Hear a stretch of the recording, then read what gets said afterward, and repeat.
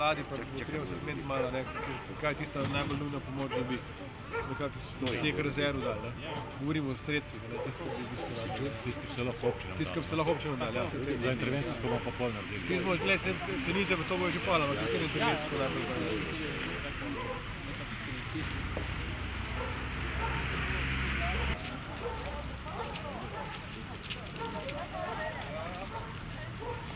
Zraka mora biti zadeva res katastrofalna.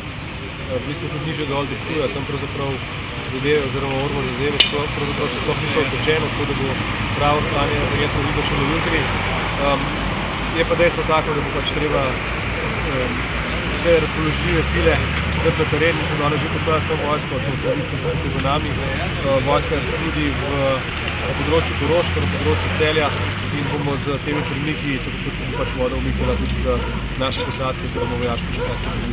Dejstvo pa je, da so največji del v tem trenutku še vedno na ramenih gasilcev in ostalih reševalcev, glede na to, da voda posoče ni utekla in ko bo voda sem utekla, bi lahko vojake se polno vnema oziroma za isto največje učinkovitosti pomagali. Koliko vojakov je trenutno na delu, ne samo tukaj, tudi širom po Sloveniji?